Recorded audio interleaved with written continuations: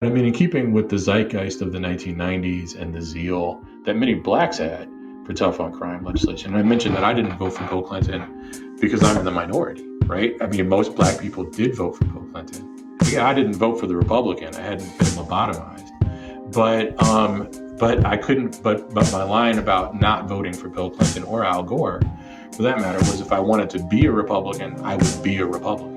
I wouldn't go for Republican light, which is what they ran on from, in effect, the damage that they inflicted on the trade union movement to the Clinton Republicans' embrace of Reagan Republicans' racialized war on poor people, right? I mean, that was racist. All the underclass ideology that Bill Clinton had spewed at that time, which contributed to the zeal for the tough on crime legislation, right? The super predator language and that kind of thing. But the fact of the matter is that the vast majority of blacks voted for Bill Clinton. Despite that, and I would say even partly because of that, Toni Morrison, for God's sake, described Bill Clinton as our first black president, right? But part of the reason for this, to take forever to get to this point, is that the black murder rate was very high, right? I mean, I think the black murder rate at the time was like 7 or 8 times higher than the white murder rate. It was likewise reflected in the culture, right? Well, to your point, we get Boyz in the Hood, right, which is 91. So this is right before Clinton comes into office. We're at the end of Bush Sr. The music kind of reflects it, right? Everywhere is a ghetto and a war zone. And coming from the ghetto war zone, yeah, people were getting shot. Shootings happened a lot, and the cops weren't there. And I lived down the street from the police station. Wow. And the cops just they didn't fuck with you where I'm from.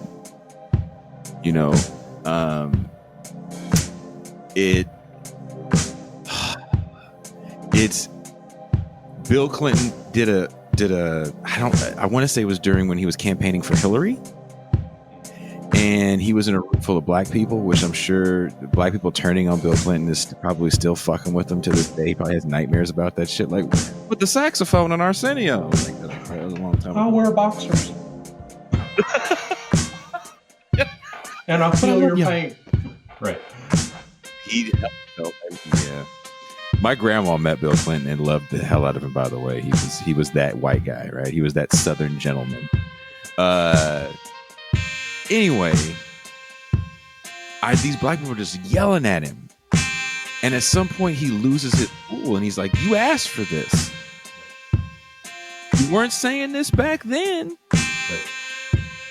And that's true. It's true. I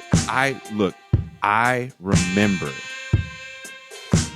how there's a mall not far from where I grew up, and that mall started having a rule that 2 black kids, or two kids in general, but they meant little colored kids, couldn't, if it was more than 2 walking side by side, some mall security would break you up.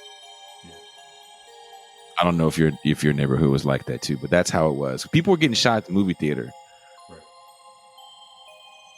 No, and some of those films where people were getting shot or where shots were fired were reflections, as you said, as you referenced, on the zeitgeist as well. Like, I mean, as I recall it, and memory's inventive, so what do I know on this? But it was that films that were black films often enough, like Boyz in the Hood and those kinds of films. And I'm not suggesting that Boyz in the Hood was one of the films for sure where shots were fired, but it was that genre of film. It was.